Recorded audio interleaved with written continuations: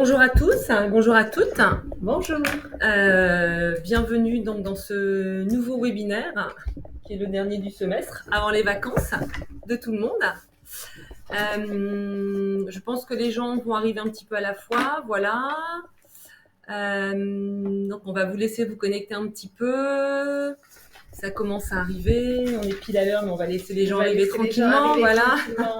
Bon, alors l'idée, c'est que ce webinaire, comme tant d'autres, comme tous les autres, sont accessibles en replay. Du coup, on essaie de commencer relativement rapidement, parce que sinon, vous avez un quart d'heure de salutation de replay qui ne sert à rien.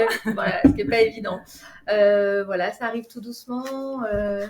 Vous êtes nombreux aujourd'hui, j'ai l'impression que vous avez été intéressés par notre sujet, c'est tant mieux. C'est bien, tant mieux. Le dernier de l'année scolaire, vous savez, comme les enfants, c'est l'été là. Et après, on fait les jeux de société. Voilà, on va bientôt partir en vacances, quoi que nous donnons encore un petit peu de travail. Ouais. Ok. Bon, donc aujourd'hui, comme pour ceux qui ont l'habitude, c'est notre premier jeudi du mois, donc du mois de juillet, ça y est. Donc c'est le webinaire cette fois qui va porter, on va tout vous dire, ou presque tout, parce qu'on va en garder quand même un petit peu, sur l'enregistrement des certifications au RS et au RNCP, qui est un sujet qui vous intéresse, n'est-ce pas, puisque vous êtes nombreux à faire appel à nos services. Aujourd'hui, les présentations seront assurées par Valérie. Oui. Tu veux que je mette le... Oui, peut-être qu'on va lancer je vais vous partager le PowerPoint. Alors, comme d'habitude, si jamais vous avez des soucis de son, d'image, réinitialisez potentiellement votre page. Et puis, n'hésitez pas à poser des questions donc dans le chat, si je dis pas de bêtises. Vous avez un chat qui vous permet de poser des questions.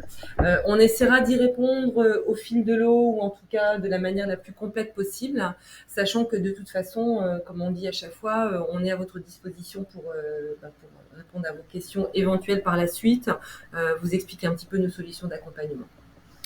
Voilà, donc je disais aujourd'hui, c'est Valérie qui va animer la séance. Avec toi, bien sûr. Avec moi, bien sûr. Alors Mohamed, là, qui trône, on aurait pu enlever sa photo aujourd'hui. C'est vrai, j'ai hésité, mais je me suis dit, on va vexer le chef. Donc, il ne nous accompagne pas.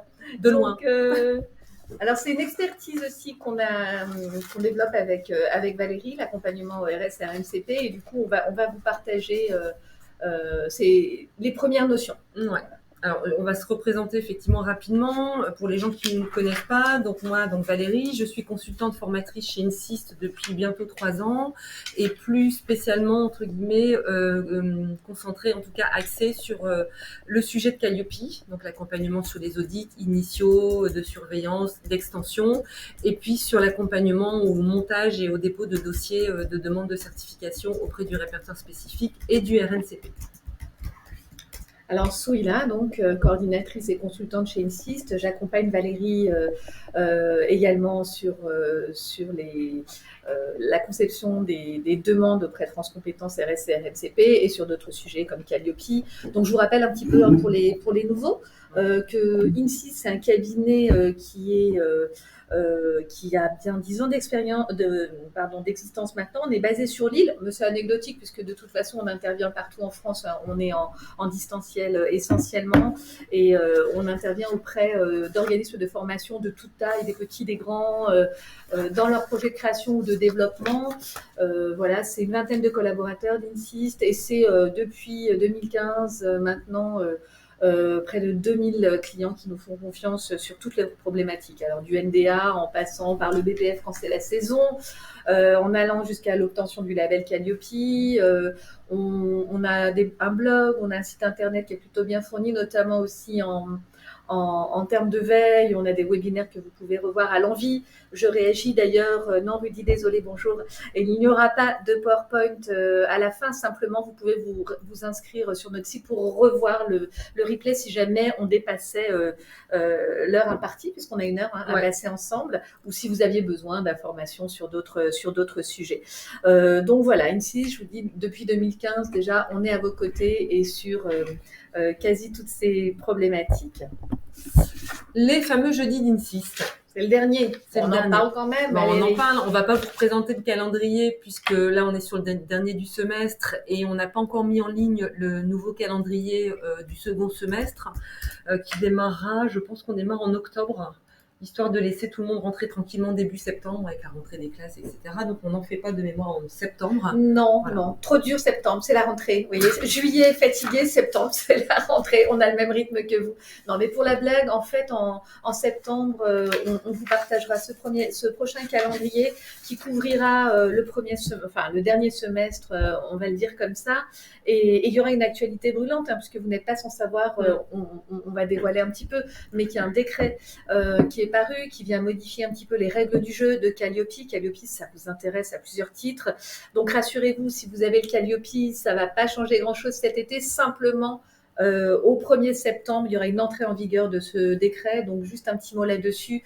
Au moment de l'audit de surveillance, faites attention avec ces nouveautés. Je pense aux nouveaux entrants qui vont, au lieu de passer une demi-journée avec l'auditeur en surveillance, passeront bien une journée entière. Donc un petit surcoût aussi à prévoir. Ouais, absolument. Bon, on vous dit pas tout, c'est pas le sujet aujourd'hui. Aujourd'hui, c'était RNCP-RS et on va commencer par le sommaire, sans doute. On est parti sur les chapeaux de roue, mais l'idée c'est de faire tout rentrer dans les 1 heure et puis à la limite si on a un petit peu de temps avant 18h, voilà, si vous avez d'autres questions, d'autres remarques auxquelles on n'aura pas le temps de répondre, on le fera. Et puis ma foi, si on arrive à bien rentrer dans les 1 heure voire moins, ça sera bien aussi. Voilà. Hein. Alors, donc le sommaire, on a un petit peu désorganisé l'ordre des slides, mais voilà, l'idée c'était de vous expliquer. Donc, présentation d'INSIS, c'est ce qu'on vient de faire.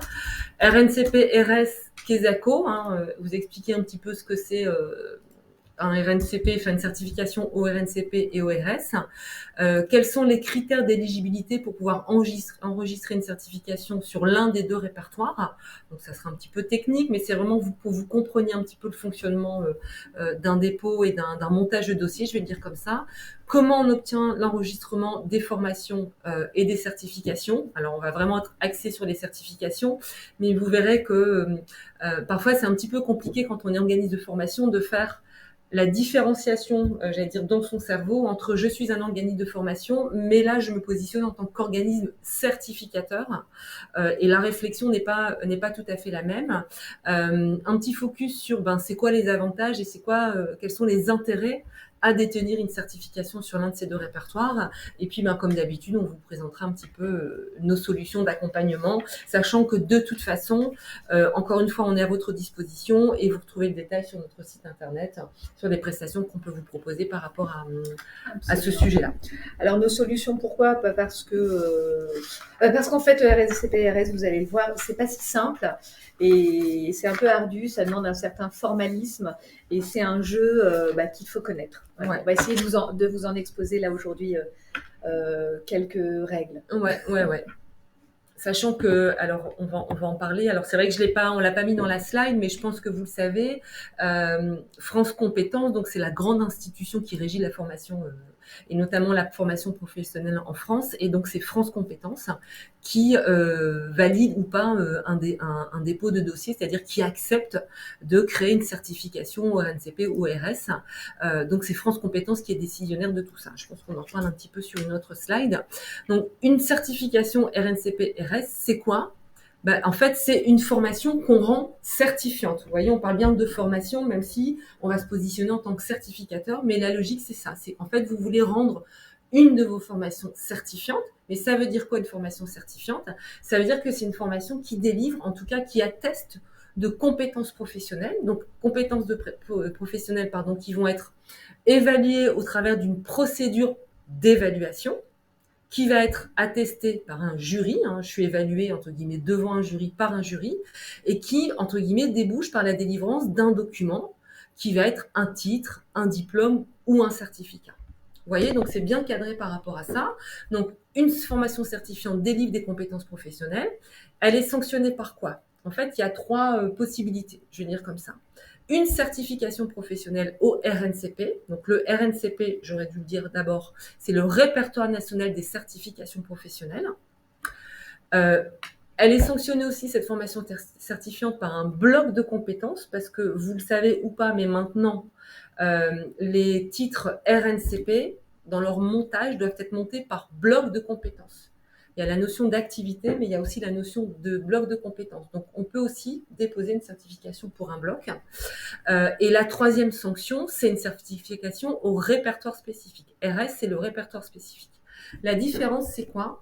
Le répertoire national des certifications professionnelles, pour faire simple, on est plutôt sur des formations longues qui préparent à un métier. Donc, on va retrouver les CAP, les BEP, les bacs, les masters, etc. Une certification au répertoire spécifique, c'est on en parle un petit peu après, c'est une certification de compétences complémentaires ou transverses à un métier. Donc là, on va plutôt être sur des formations courtes. Voilà, s'il y a une définition simple à retenir, c'est RNCP métier, formation longue, RS, compétences complémentaires ou transverses, formation courte. Est-ce que tu as un exemple pour illustrer le RS, par exemple? RS, ça va être une certification Pack Office, par exemple, Word, Excel. Ça va être une certification de langue. Ça va être je suis coiffeuse, j'ai un diplôme de coiffeuse. Je veux me spécialiser en plus sur les coiffures pour les mariages, les chignons de mariage, etc. Je vais grâce à ma certification au répertoire spécifique, attester de l'acquisition de compétences complémentaires à mon métier de coiffeuse sur des compétences à coiffer les futurs mariés. Ok, très clair. Voilà. Est-ce que c'est si c'est pas clair, vous me le dites, mais l'idée c'est ça. Et sur le métier, ce serait plutôt donc le CAP de coiffure. C'est CAP coiffure, bac pro coiffure, voilà. Pareil pour les esthéticiennes, vous avez un diplôme entre guillemets généralisé d'esthéticienne et après on peut avoir une spécialisation sur la prothèse ondulaire, du maquillage semi-permanent, etc. Ok. Et puis une formation certifiante, son intérêt c'est quoi? C'est qu'elle peut être financée notamment par des fonds publics. Et je vais dire le principal et le plus connu, c'est notamment le CPF, qui est souvent celui qui intéresse le plus les organismes de formation qui souhaitent rendre une formation certifiante. Donc le CPF, mais il y a aussi la PROA, donc la reconversion ou la promotion par l'alternance, et les contrats en alternance, que ce soit des contrats pro ou des contrats en apprentissage. D'accord? Alors, je ne vais pas rentrer dans le détail de reconversion, promotion, parce que ce n'est pas le sujet, mais voilà, retenez que l'intérêt d'une certification, c'est cet aspect de financement. D'accord? Ce que n'est pas, par contre, une formation certifiante, c'est aucunement une action d'information, puisqu'on n'est pas du tout sur le même niveau. Ça ne peut pas être non plus une action de préparation à un concours. Alors, j'ai pas d'exemple, mais peut-être un concours d'infirmière, par exemple. On ne peut pas déposer une certification pour une formation de préparation à un concours. Ça ne peut pas être une action d'entraînement, de coaching, etc., ni une action de bilan ou de mise à niveau. On est vraiment sur de l'acquisition de compétences professionnelles. D'accord? Donc, pour résumer tout ça, c'est juste la petite phrase que j'ai mis en bas. C'est quoi une formation certifiante? C'est donc un processus d'évaluation qui va être attesté par un jury avec la délivrance d'un diplôme, d'un document, et qui va impliquer effectivement la création à minima, on va voir pourquoi après, d'un référentiel de compétences. Et ce qu'il faut retenir par rapport à France Compétences, c'est important de le dire, ça, on insiste bien là-dessus, c'est que en fait France Compétences, donc c'est une institution étatique. Ça veut dire quoi? Ça veut dire que c'est l'État français qui va vous délivrer, qui va vous déléguer la responsabilité, je vais dire comme ça, de délivrer une certification reconnue officiellement en France. Donc c'est pas anodin. Et ce qui peut expliquer peut-être un peu le chemin de croix et les taux d'acceptation des dossiers dont on parlera juste après. Alors, juste pour rentrer un petit peu plus dans le détail d'une certification au répertoire spécifique, donc on a scindé un petit peu les deux, et d'une certification au RNCP. Donc ça rejoint un petit peu ce que je vous expliquais. Une certification au répertoire spécifique, si tu veux intervenir celui-là. Oui, non, je n'hésite pas. Je vois pardon, simplement, si vous avez des questions, il y a le chat. N'hésitez pas. Si ce n'est pas assez clair ou si vous voulez revenir sur un point. Voilà, ou si je vais trop vite dans ce que je dis, surtout n'hésitez pas à poser des questions. Donc, une certification au répertoire spécifique, donc c'est bien une compétence professionnelle complémentaire aux certifications professionnelles métiers du RNCP. Il y a 3 catégories de certifications qu'on retrouve dans ce répertoire. Il y a plus toutes. Il y a les habilitations ou les certifications qui découlent d'une obligation légale ou réglementaire. Exemple, le CACES. Alors, je dis plus toutes, parce qu'avant, SST est sorti du registre. Dernièrement, on a eu HACCP. HACCP, les formations en hygiène alimentaire. Bref, donc il y a un ménage qui est fait là depuis quelques années maintenant, enfin depuis 2022, dans les registres de France Compétences.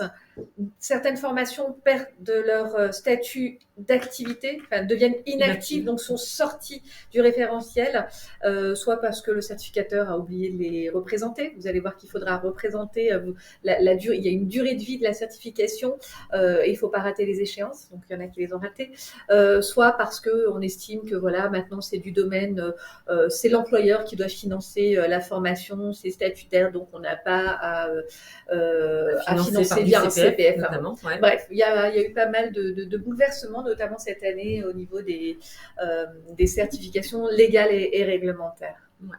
Et c'est vrai que puisque tu parles des habilitations, et comme tu parles du renouvellement, parce que on n'a pas fait de slide là-dessus, mais c'est important de le dire, une certification, qu'elle soit du côté du répertoire spécifique ou du RNCP, a une durée de validité.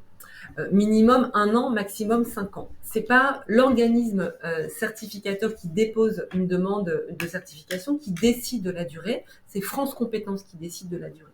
Alors, j'ai envie de dire, les certifications sur des diplômes qui ont pignon sur rue, par exemple des masters, en général, par défaut, c'est de fait 4 ou 5 ans.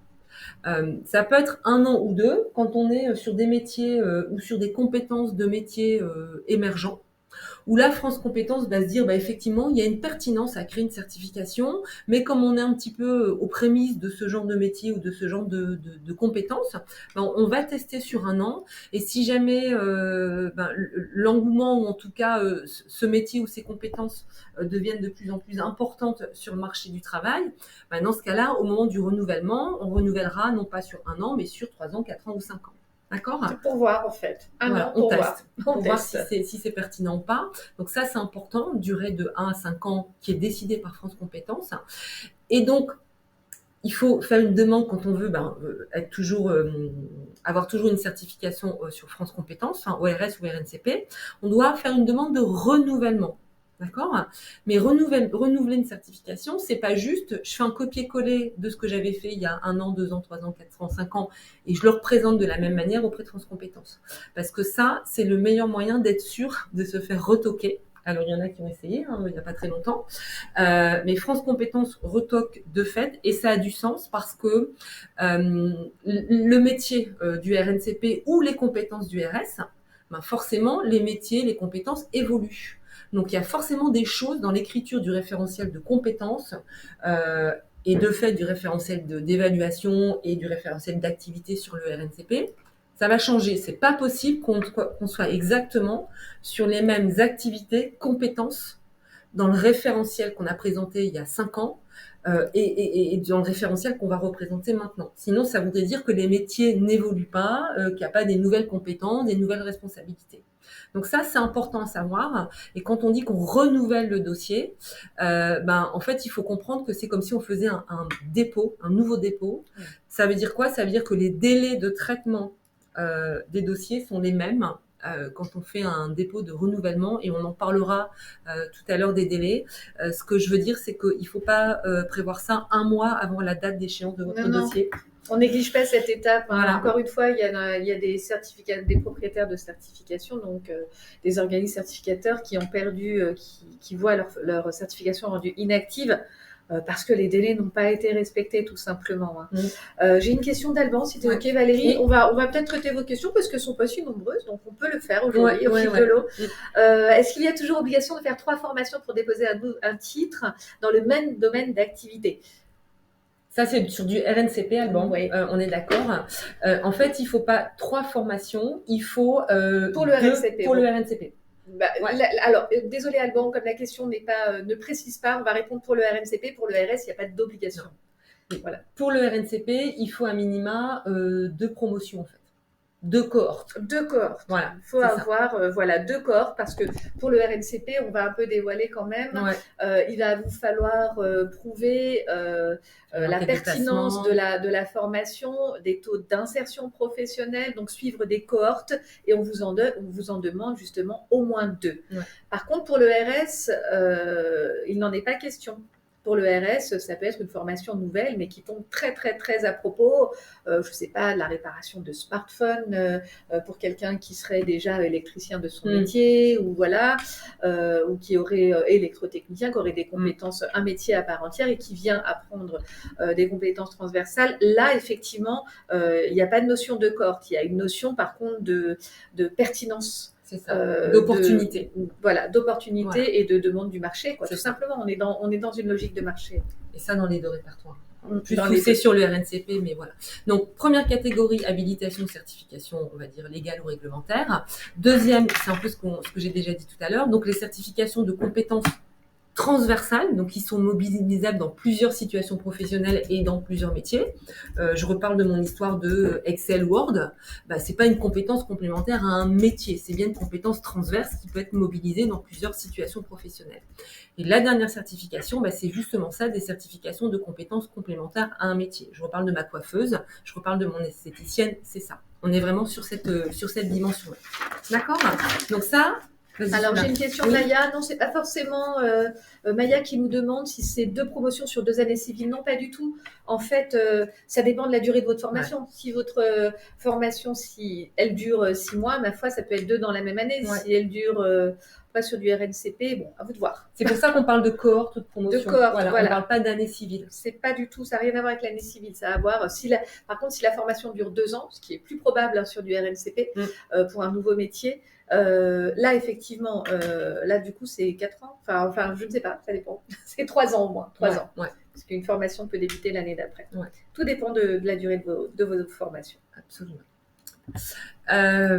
Et donc, une certification au RNCP, c'est quoi ? Là, le niveau est un petit peu plus important. Donc, en fait, la certification, elle va attester de connaissances, mais de connaissances aussi, et de compétences qui sont nécessaires pour l'exercice d'un métier ou d'un emploi type. La certification, elle est définie par un référentiel d'activité, un référentiel de compétences et un référentiel d'évaluation. La notion d'activité, elle est vraiment reliée à une notion de métier. Donc, c'est pour ça qu'on la retrouve dans la certification au RNCP et qu'on ne la retrouve pas dans la certification au répertoire spécifique parce qu'on n'est pas justement sur cette dimension de métier. On est bien sur une dimension de compétences complémentaires ou transverses. D'accord ? Et une certification au RNCP, elle va être classée par niveau de qualification. Donc, alors, je ne sais jamais dans l'ordre, mais ça va de 1 à 8 ou 9, c'est ça ? Oui, c'est en ça. gros, c'est infrabac, c'est bac, niveau bac, bac plus 2, bac plus 3. Voilà, licence, LMD, c'est le système européen aujourd'hui. Donc, ça va être classé par niveau, ce qui n'est pas le cas des RS. Hein. Dans le RS, il n'y a pas de notion de niveau. Vous l'avez compris, c'est transversal. Voilà. Donc, un niveau de qualification qui va être déterminé et un domaine d'activité, c'est-à-dire qu'on rattache un code NSF. Et c'est logique, encore une fois, puisqu'on rattache à une notion de métier. D'accord ? Et une certification, c'est ce que je disais tout à l'heure, elle est constituée de blocs de compétences. Et effectivement, l'ensemble de ces blocs de compétences contribue à l'exercice, autonome d'une activité professionnelle. L'ensemble des blocs de compétences constitue le titre RNCP, donc qui permet effectivement d'attester de compétences et de connaissances sur un métier bien spécifique. D'accord ? Alors, on a mis une petite alerte là-dessus, on en a déjà parlé un petit peu tout à l'heure. C'est ce qu'on vous disait, déjà, vous voyez, c'est pas forcément simple, on vous a déjà expliqué les histoires de renouvellement, les informations qui sont quand même assez importantes à déposer dans un dossier. L'importance du fait que c'est l'État français qui vous délègue la responsabilité de délivrer un titre ou une certification reconnue au niveau national.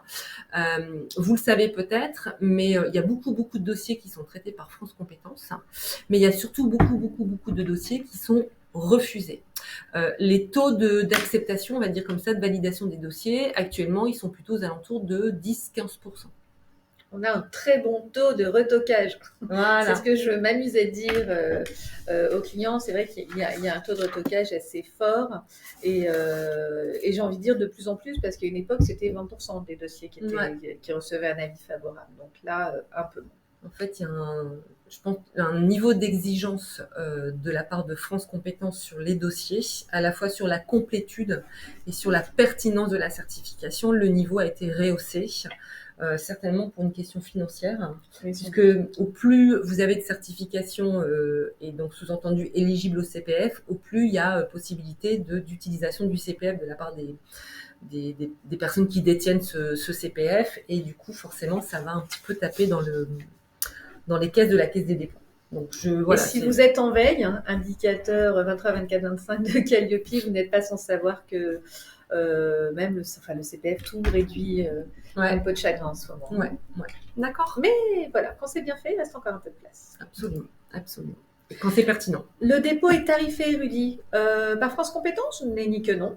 Non, non, c'est totalement gratuit, comme souvent dans le service public. Ouais. Si vous demandez un agrément auprès de l'ADRITS, c'est pareil, c'est gratuit. Non, le dépôt n'est pas tarifé. Ce qui va être tarifé, Rudy, mais on devance un petit peu, je vous en parlerai plus tard, c'est peut-être l'accompagnement qu'il va vous falloir trouver, parce qu'effectivement, il y a les seuls quand on n'est pas ingénieur pédagogique ou quand on n'a pas l'habitude de ces process. On peut, hein, mais voilà, c'est l'accompagnement qui a un prix. Alors, il y a des guides méthodologiques qui sont disponibles sur le site de France Compétences, mais pour les avoir lus, ils sont vraiment pas faciles à comprendre. Oui, déjà là, pas dire qu'on est sur du dialogue un peu juridique, mais franchement, pour remettre ça, j'allais dire, dans un langage un peu courant, même si on a des compétences en ingénierie, pédagogique, de formation, de certification, franchement, pour décoder, décrypter, c'est quand même pas simple du tout. D'accord. Donc on peut avoir accès très facilement à France Compétences. Hein. Il suffit de se créer un compte et d'aller remplir tous les items et de déposer son dossier. Vous pouvez parfaitement y aller seul. Comme quasi tout ce que propose Insist, c'est autant de formalités que vous pouvez essayer de faire seul. On vous ferait juste gagner un petit peu de temps. Ouais. Exactement. Alors, les critères d'éligibilité pour enregistrer une certification sur l'un de ces deux répertoires. Alors déjà, ça paraît bête comme chou, mais parfois c'est bien de le rappeler. Il faut un minima, vous soyez organisme de formation, donc vous disposiez de votre numéro de déclaration d'activité, et que bien évidemment, vous soyez certifié Calliope. Ça paraît évident, mais parfois c'est bien de le rappeler et de se dire tous ensemble. Alors, on va vous partager 2 graphiques sur les critères d'enregistrement quand on dépose un dossier.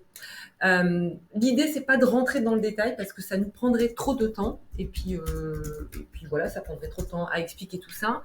Mais c'est déjà pour vous donner un petit peu une idée de la complexité qu'il pourrait y avoir à, entre guillemets, à déposer un dossier, surtout si on veut y aller tout seul. Au répertoire spécifique, il y a 6 critères d'enregistrement. Critères d'enregistrement, ça veut dire quoi? Ça veut dire que vous devez déposer des éléments qui viendront apporter une réponse à ces critères. Je m'explique. Le critère 1, donc on est sur le RS, c'est de démontrer l'adéquation des connaissances et des compétences. On parle de connaissances parce que c'est écrit comme ça dans le guide, alors qu'on est bien sur de la compétence. Donc, adéquation des connaissances et compétences visées par votre projet de certification par rapport aux besoins du marché du travail. Ça veut dire quoi? Je vais faire simple. Ça veut dire que dans un document Word, une espèce de rédaction, vous devez démontrer que, à aujourd'hui, par rapport aux compétences que vous voulez attester, il y a un besoin par rapport au contexte du marché du travail. Il y a un besoin sur ces compétences-là, mais qu'à aujourd'hui, personne n'est capable de les apporter et en tout cas de les attester. D'accord? Donc, opportunité sur le marché. Et puis, vous devez démontrer que potentiellement, les personnes qui ont suivi votre formation, grâce à la formation que vous voulez rendre certifiant, ces personnes-là ont développé et acquis des compétences qu'elles n'avaient pas avant et que de ce fait, elles ont pu peut-être acquérir des responsabilités supplémentaires, développer leur activité. Vous voyez, il y a un réel intérêt, il y a une réelle pertinence sur cette certification. Donc ça, c'est le premier point. Deuxième point, la qualité du référentiel de compétences et du référentiel d'évaluation. Vous vous souvenez, tout à l'heure, on a dit qu'une formation certifiante, c'est quelque part attestée de compétences qui vont être évaluées au travers d'un jury qui remettra un diplôme, un titre, etc. Ça veut dire que vous devez décrire, quand vous déposez le dossier, quelles sont les compétences qui vont être attestées au travers de l'examen, je vais dire, devant le jury, pour démontrer qu'effectivement, la personne, sur la compétence, je ne sais pas moi, à utiliser Excel, ben oui, la personne, elle sait le faire parce que cette compétence-là, je ne sais pas moi, de faire un tableau croisé dynamique, elle sait le faire parce qu'elle a démontré au jury qu'elle savait le faire. Faire une macro, ben oui, elle su le faire. Voilà. Donc, il faut écrire le référentiel de compétences, mais l'écrire avec un vocabulaire et un formalisme particulier. On ne va pas rentrer dans le détail là, non. Mais déjà ça, c'est pas évident. Même chose sur le référentiel d'évaluation. C'est pas juste dire, il me montre, voilà, qu'il sait faire un tableau croisé dynamique. Il faut être vraiment très factuel, très dans l'opérationnalité. Donc, de loin comme ça, on se dit, c'est facile d'écrire des compétences et des critères d'évaluation. Mais je peux vous assurer que de près, c'est pas si évident que ça. Surtout quand on est dans la logique de je suis un organisme de formation et je réfléchis programme de formation. C'est ce que je disais tout à l'heure, on est vraiment sur 2 dimensions différentes. D'accord ? La mise en place de procédures de contrôle de l'ensemble des modalités d'organisation des épreuves, ça veut dire quoi ? Ça veut dire que vous devez expliquer les procédures de contrôle du jury. Je fais simple, c'est qui peut être membre du jury, comment je choisis les membres du jury, qu'est-ce qu'ils font, comment on informe les candidats, qu'est-ce qu'on fait en cas de contestation, quelles sont les possibilités de recours, qu'est-ce que je fais pour éviter la fraude, comment j'intègre le handicap. Ça, on n'en a pas encore parlé, mais la question du handicap, elle est extrêmement importante. D'accord ? Donc ça, voilà, les consignes au jury, il faut décrire tout ça. Et encore une fois, il y a tout un formalisme à respecter et ils sont très pointilleux par rapport à ça. Quatrième critère, qui n'est pas forcément pour tout le monde, c'est la prise en compte de contraintes légales et réglementaires qui seraient liées à l'exercice des compétences professionnelles visées par votre certification. Exemple, je pense que je peux en parler, des compétences de coaching sportif ou de compétences à développer la performance sportive d'un sportif. Cette certification, elle vise plutôt comme public des kinés, des professionnels. Des professionnels du secteur médical, du secteur médical. Il y a quand même un contexte juridique, légal et réglementaire lié à ce public-là et à la certification visée. Il faut en tenir compte et expliquer de quelle manière on en tient compte dans notre certification. Ok ? Donc, pareil, il faut quand même bien connaître son environnement, juridique, du secteur d'activité dans lequel on se positionne. Et les 5 et 6, je vais les passer très très vite parce que c'est vraiment ce qu'ils appellent le cas échéant. Donc, en général, on est surtout concerné par les 3 premiers critères, voire le 4e. 5 et 6, donc le cas échéant, on doit démontrer la cohérence de correspondance entre des blocs de compétences et ma certification, puisque ma certification peut s'intégrer dans des blocs de compétences d'un titre RNCP. Donc ça, il faut démontrer qu'il y a bien une cohérence. Et dernier point, le cas échéant, donc les modalités d'association des CPNE, j'ai un trou de mémoire, ce sont des syndicats. Voilà, c'est ça. C'est-à-dire que vous pouvez être porté dans le dépôt d'une certification par un syndicat, une branche professionnelle, etc. C'est assez rare, mais ça peut arriver. J'espère que c'est à peu près clair tout ça. En tout cas, si vous avez des questions, n'hésitez pas à les poser.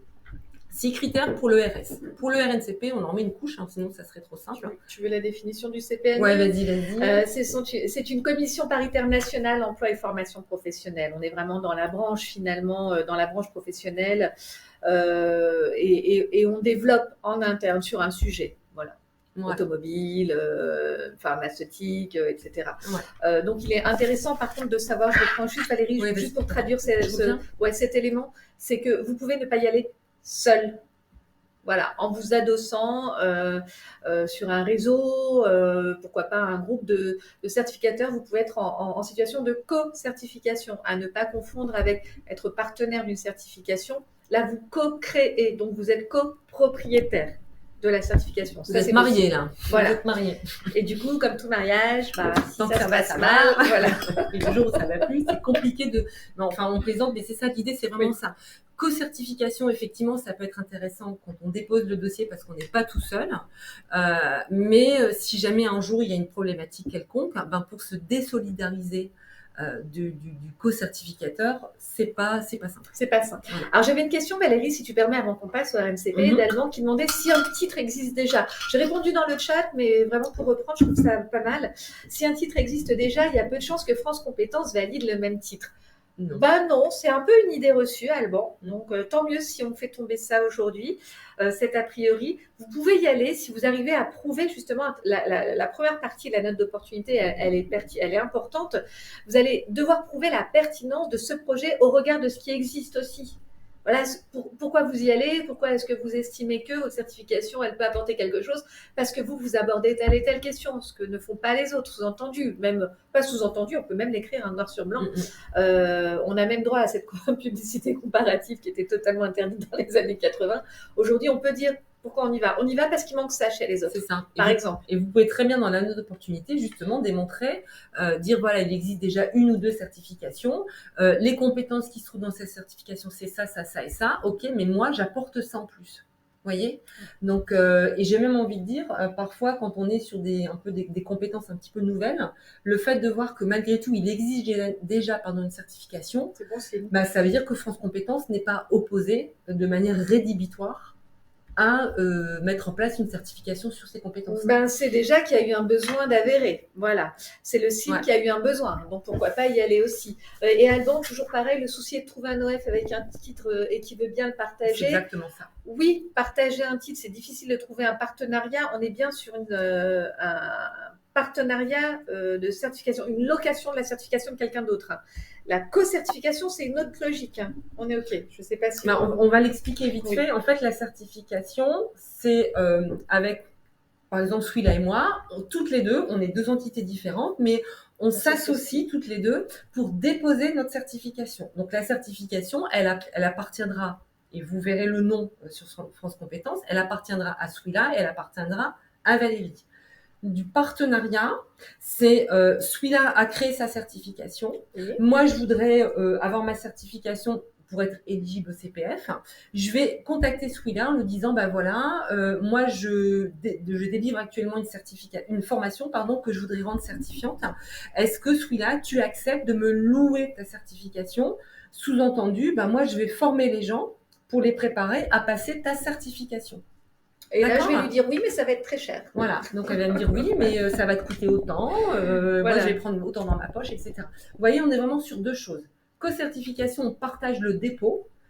Partenaire, je m'associe, je deviens partenaire de quelqu'un qui a déjà déposé une certification. Et je lui demande si je peux l'utiliser, s'il veut bien me la louer. Alors, la nuance est de taille et c'est un argument de plus pour devenir totalement autonome en ayant sa propre certification. Là, du coup, ça devient hyper intéressant. C'est que vous serez l'organisme certificateur qui acceptera, Alban ou pas, de louer sa certification. Et ça peut être aussi une manne financière pour vous et une source de revenus non négligeable. Ouais. Et sachez que... Très cher. C'est très cher. Ça, c'est un des avantages, plus loin avantage d'avoir une certification. Et sachez d'ailleurs que ce qui peut être intéressant, quand vous voulez déposer une certification au répertoire spécifique ou RNCP, on vous l'a déjà dit, mais on va en reparler après, c'est très long. Vous pouvez très bien, en amont d'avoir votre propre certification, s'il exige déjà une certification similaire à la vôtre, nouer un partenariat. C'est-à-dire qu'avec ce partenariat, en attendant d'avoir votre propre certification, ça vous permettrait d'avoir une éligibilité au CPF. Absolument. Vous voyez, donc ça peut être la première étape. C'est ça. En amont d'avoir votre propre certification pour ne pas perdre de temps, entre guillemets, si votre objectif, qui doit être un des objectifs, mais pas forcément que cet objectif-là, si votre objectif, c'est de pouvoir recevoir en formation des stagiaires qui financeraient avec leur CPF. D'accord ? Alors, donc je vous disais le RNCP, donc on est sur 9 critères au lieu de 6. En fait, il y en a 3 en plus. C'est notamment l'impact, donc je ne vais pas tous les reprendre, c'est démontrer l'impact du projet de certification en matière d'accès ou de retour à l'emploi. C'est ce que Swila disait tout à l'heure, c'est-à-dire que vous devez démontrer au travers d'enquêtes de placement que sont devenus vos anciens stagiaires. Est-ce que ils ont trouvé un emploi dans le secteur d'activité pour lequel ils ont suivi la formation ? Est-ce que si c'était quelqu'un qui était demandeur d'emploi, est-ce que cette personne-là, elle a pu maintenant trouver un emploi grâce à votre certification dans ce secteur d'activité-là. Vous voyez, donc je pense que ça va jusque leur rémunération par rapport à une moyenne du secteur. Oui. Enfin, vous voyez, c'est vraiment très très poussé. Donc, le nombre de CDI, le nombre de CDI, mais pas d'intérim. Voilà, c'est ça. Voilà. Les responsabilités, c'est-à-dire est-ce que ma fiche de poste, dans ce que je fais, c'est bien en lien avec les compétences que j'ai acquises au travers de mon titre RNCP. D'accord ? 3, 4, 5, on est sur la même chose. Critère 6, vous le savez certainement, un titre RNCP doit être accessible via la VAE, validation des acquis de l'expérience. D'accord ? Donc, il faut décrire dans tous les éléments qu'on dépose comment effectivement vous rendez votre certification RNCP accessible au travers de la VAE. C'est notamment les livrets 1 et 2 qu'il faut présenter et voilà, expliquer un petit peu le process. D'accord ? Critère 7, donc cohérence des blocs de compétences constitutifs du projet de certification et de leurs modalités spécifiques d'évaluation. Là, j'ai un trou de mémoire, je ne sais plus très bien ce que ça veut dire. Le 7, ouais. En fait, c'est juste de dire qu'il y a une logique dans mon bloc de compétences, c'est ça. Ma modalité d'évaluation, elle doit être tout à fait cohérente et démontrer que l'évaluation est légitime et justifiée par rapport à la compétence qui va être attestée dans mon référentiel. Et puis, articulation aussi à l'intérieur des blocs de compétences. Le premier, c'est celui-là, le deuxième... Il y a une logique, en fait. Voilà, c'est ça. Et on fait bien le tour du métier avec tous les blocs de compétences. Voilà, on a... et chaque bloc de compétences peut par ailleurs être indépendant. Voilà, c'est ça l'idée. Mais vous le verrez de toute façon, si vous avez un projet RNCP, vous avez forcément une idée de métier en tête et donc une idée des compétences, des blocs de compétences auxquels ce métier doit répondre. Et ce qu'on vous demande, c'est ce sur quoi France Compétences met l'accent, c'est sur cette exigence de cohérence et de fluidité. Voilà. Et critère 8, donc le cas échéant. Oui. Non, vas-y. Le cas échéant, donc vous devez démontrer qu'il y a une cohérence des correspondances, donc totales ou partielles, avec des certifications professionnelles équivalentes, donc d'autres certifications professionnelles de même niveau de qualification et de leur bloc de compétences. Par exemple, je sais pas, ça peut être sur des masters en ressources humaines, par exemple. Il existe plusieurs masters de ressources humaines. Voilà, il y a la possibilité, il faut démontrer qu'il y a bien une cohérence dans vos blocs de compétences que vous souhaitez mettre en place dans votre RNCP versus un autre master sur la même thématique, on va dire, et sur le même niveau. Forcément, master, c'est le même niveau. D'accord ? Voilà, donc c'est vraiment pas simple et ça demande vraiment d'anticiper toute cette réflexion-là et de bien construire le dossier quand on veut déposer ce genre de titre. Et sur le RNCP, c'est encore plus complexe et plus touchy, je vais dire comme ça. Alors, on a une question de Maya qui est relative aux cohortes, justement. C'est vrai que quand vous êtes en partenariat avec un certificateur, les cohortes ne vous appartiennent pas. Enfin, mais cela dit, vous êtes quand même l'organisme de formation qui avait formé ses stagiaires à réussir. Donc, vous avez quand même des taux de réussite en interne. À la certification de quelqu'un d'autre, certes, mais vous voyez, quand vous allez déposer votre propre certification, vous serez quand même forte de cette expérience. J'ai déjà mené des formations, conduit des stagiaires à l'obtention, donc des candidats à l'obtention d'une certification voisine. C'est que vous avez la compétence A. Ça va en dire long quand même sur votre organisme de formation dans sa capacité à mener les gens vers la certification. Pour le dire simplement. Mais je suis d'accord, ces cohortes, c'est pas finalement les vôtres, c'est des résultats dont vous allez pouvoir, que vous allez pouvoir exploiter, mais en tant qu'organisme de formation partenaire d'une certification. Et c'est pas mal déjà. Ouais, c'est pas mal. Ouais. Et juste une petite précision, parce que tout à l'heure, on vous disait que le partenariat avait un coût. Petite précision quand même, quand le propriétaire de la certification est une institution publique, je vais dire comme ça, ministère du Travail, ministère de l'Éducation nationale, je pense que le ministère du Sport aussi peut porter des certifications. C'est pas une demande de partenariat qu'il faut faire, c'est une demande d'agrément. Et là, pour le coup, c'est gratuit. Alors, je dis pas que c'est plus simple, mais voilà, quand le propriétaire de la certification est un propriétaire privé, c'est une demande de partenariat et c'est très très rare que ça soit gratuit. Par contre, quand c'est un propriétaire public, ministère, etc., c'est une demande d'agrément et là, c'est gratuit. Mais il y a tout un dossier à remplir. Oui, c'est auprès de l'adresse de votre région, l'anciennement direct. Ouais. J'ai une question de Maya, un peu. Oui. Quand on prend connaissance du détail de ces critères, on se rend compte que la démarche en tant qu'OF ne correspond pas toujours aux attentes de France Compétences. On se lance dans des mises aux normes RNCPRS avant le dépôt et Maya s'interroge dans quelle mesure France Compétences mesure un écart entre ce qui est décrit dans le projet RNCP, ce qui a été réalisé pour les 2 promos.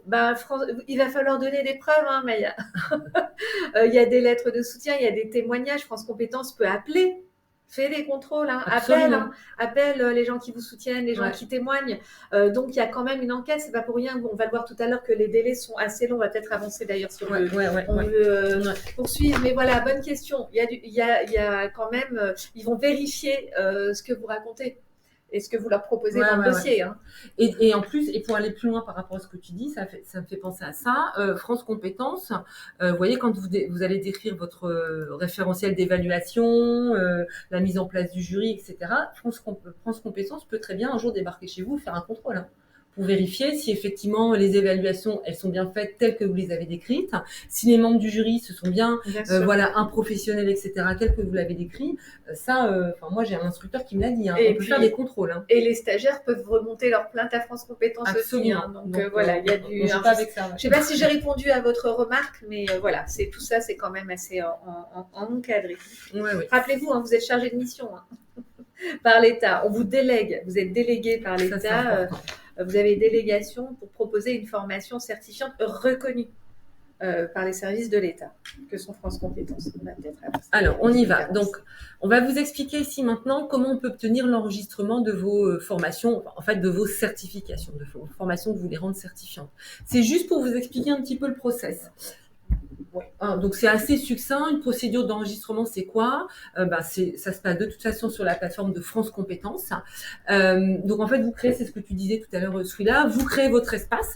Donc c'est une espèce de téléprocédure, une télédéclaration comme pour le NDA. Donc vous créez votre espace.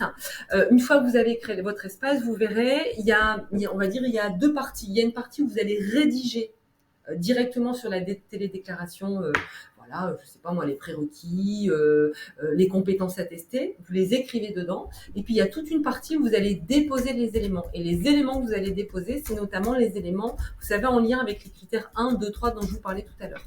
Note d'opportunité et valeur d'usage, votre référentiel de compétences et d'évaluation, votre procédure de contrôle du jury. Vous allez mettre un modèle du parchemin. Le parchemin, c'est quoi ? C'est le document que vous allez remettre.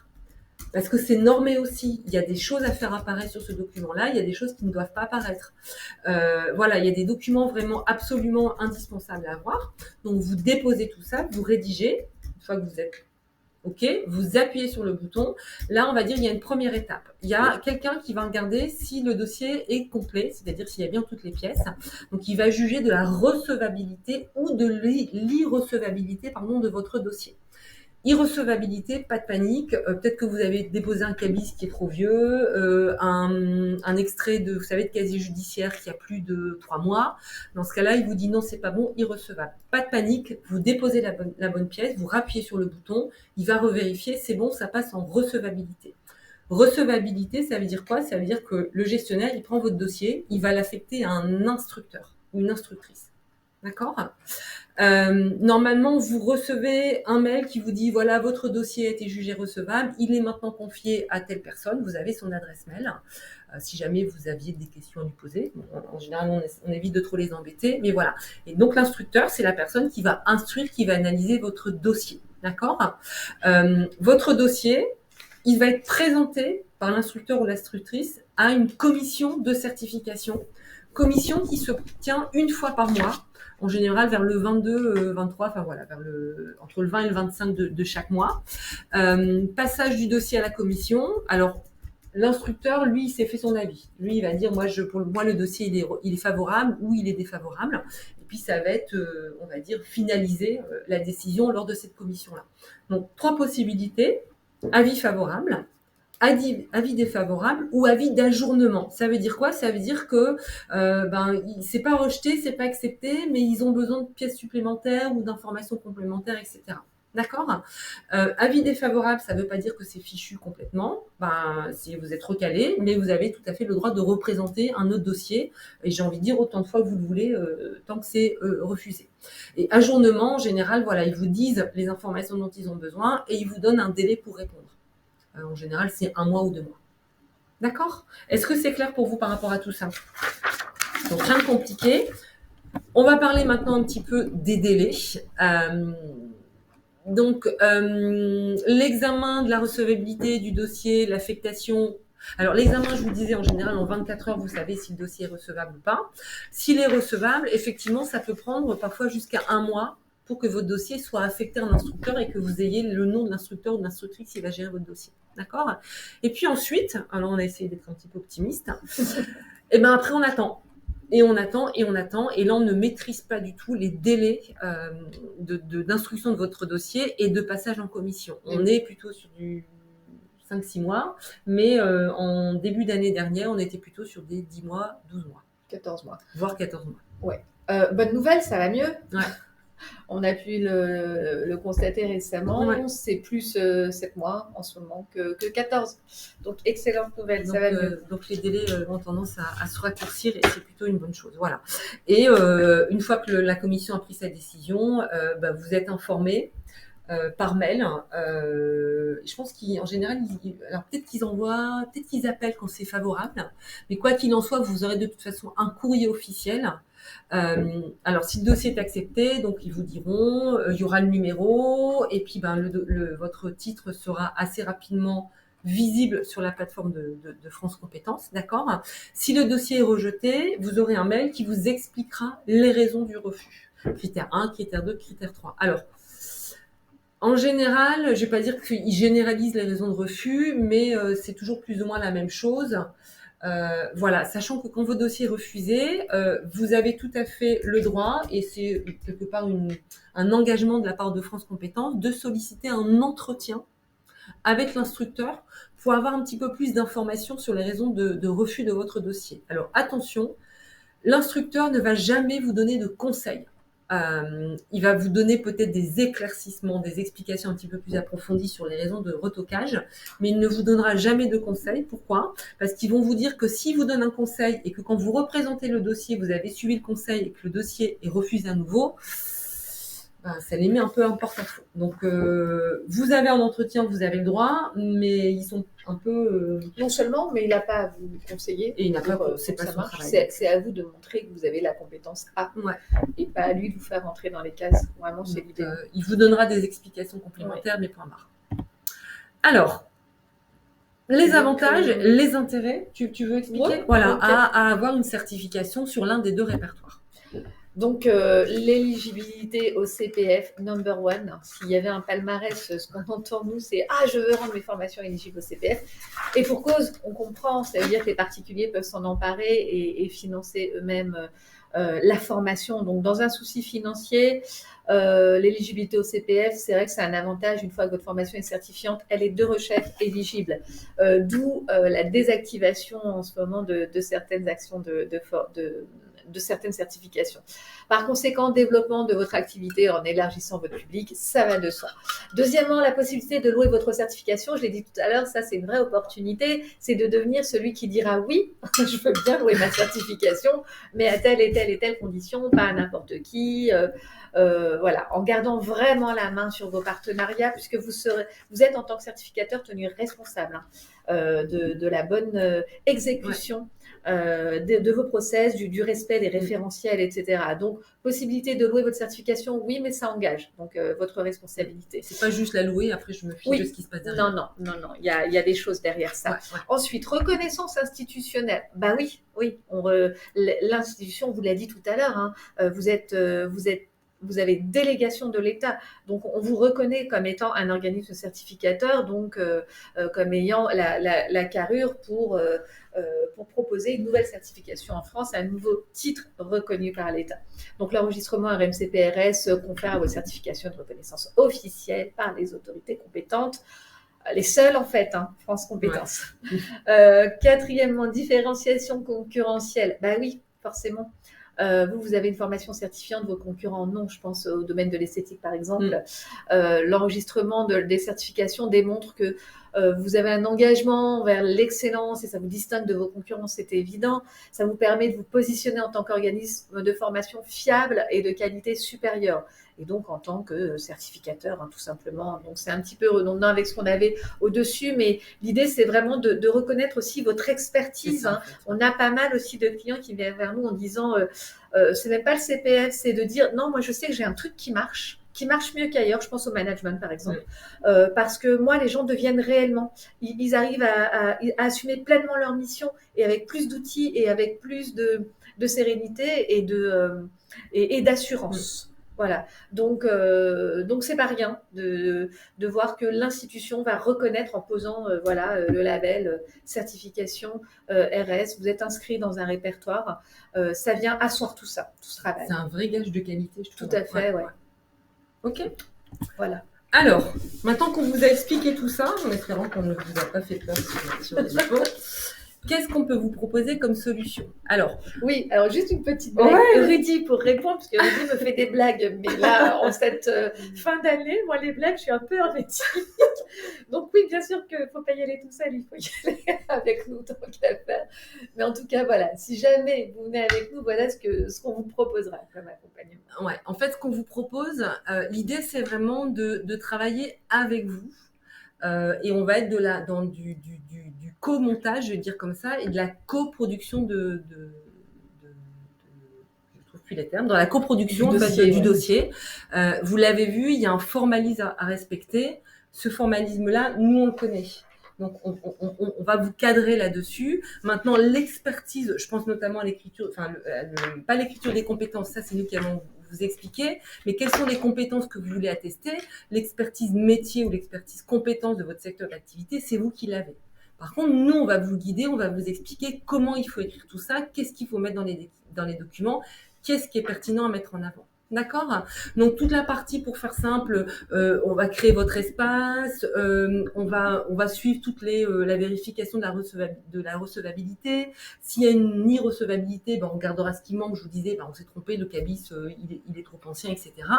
Et puis l'instruction de la demande, tout ça, le passage en commission, on va le suivre ensemble. D'accord. Alors, il y a quelque chose que France Compétences, c'est important, je vais aller vite, que France Compétences a mis en place il n'y a pas longtemps.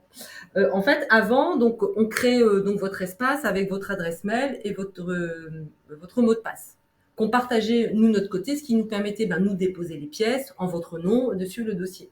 En fait, France Compétences, je m'en suis rendu compte là la semaine dernière, si je vais aller sur le compte d'un client, en fait, le client reçoit un message en disant vous essayez de vous connecter, machin, pouvez-vous valider, machin. Un peu, tu sais, quand tu vas aller sur genre des trucs France Connect, etc. Donc, bon, voilà. Petit détail, mais voilà, on va travailler ensemble, on fait toutes ces étapes-là ensemble, on vous accompagne complètement. Mais on est vraiment sur de la coproduction, du co-montage, parce que c'est pas facile d'y aller tout seul. D'accord ? Je vais pas aller plus loin sur cette slide-là, parce qu'on a déjà un petit peu expliqué tout ça. Oui, et de toute façon, s'il y a besoin de plus de détails, vous avez nos coordonnées. Ouais. Voilà, vous demandez à travers le formulaire de contact d'Insist ou directement sur nos téléphones, vous nous appelez, on vous en dira plus. Mais ce qui est certain, et juste pour te rejoindre Valérie, c'est qu'on ne fera pas sans vous. Vous êtes les experts, on n'est pas experts de tout. Vous êtes les experts de vos domaines, vous savez, vous, les compétences que vous voulez attester à travers cette certification. Là, on ne parle pas de votre programme de formation. On parle de l'objectif. L'objectif final, finalement, c'est d'attester qu'un individu a les compétences dans telle et telle pratique ou dans tel et tel domaine. Donc, on a besoin de votre expertise, mais à côté de ça, nous, on vous aidera sur tout ce qui est rédaction, mise en forme et arguments pour convaincre. Parce qu'il y a un lecteur au bout. Le lecteur, c'est l'instructeur. Ouais. Alors, il ne met pas 6 mois à défendre votre dossier, l'instructeur. Hein. Il le lit, il l'instruit, il donne un avis favorable qui est débattu longtemps après, qui est entériné ou pas par la commission. Voilà. Ouais, absolument. Et c'est vrai qu'on n'en a pas, on en a pas parlé parce qu'on allait l'aborder ici.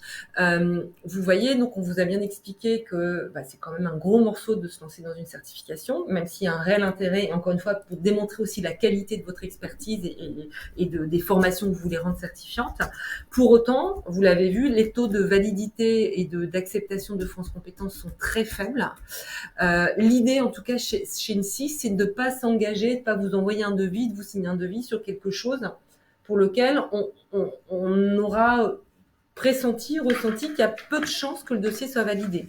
Pour plusieurs raisons. Soit parce qu'on sait que le sujet, il est trop, je sais pas comment dire ça, il est trop risqué, et qu'on sait que France Compétences n'acceptera jamais de délivrer une certification sur ce sujet-là. Alors, j'ai pas d'exemple en tête là précisément, mais voilà, si jamais, de toute façon, avant de vous envoyer un devis, tout ça pour dire qu'on fera un rendez-vous de diagnostic. Oui, c'est ça.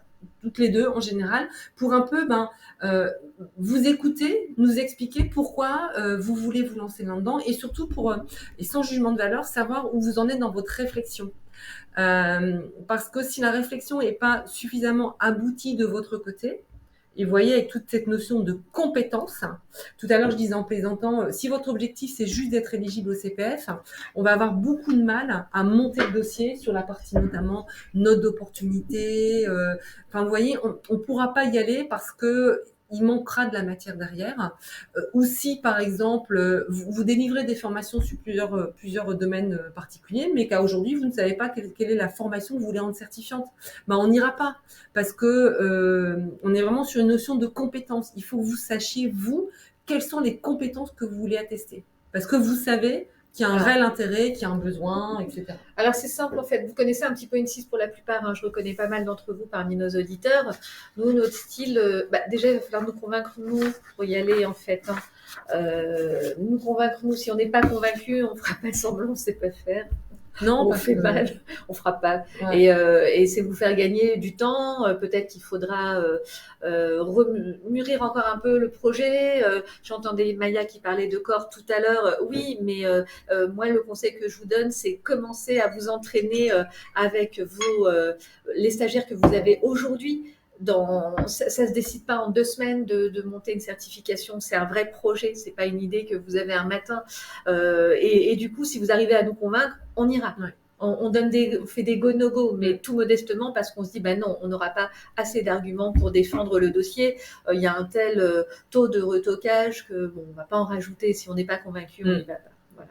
Et ça servira à rien de vous faire perdre du temps et de l'argent, et voilà. Absolument.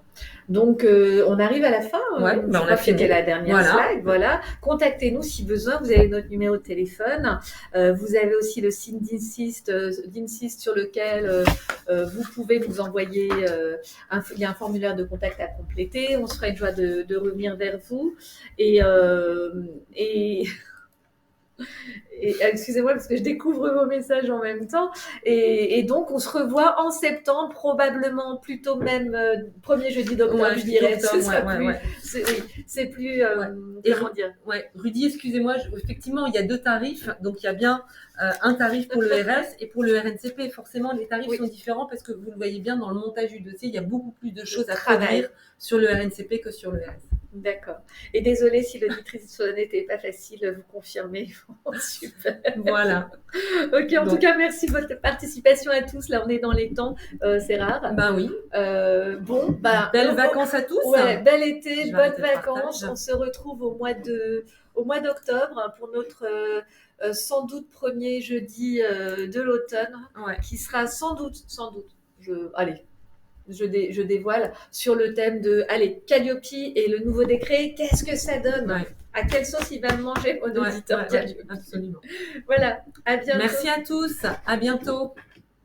Au revoir.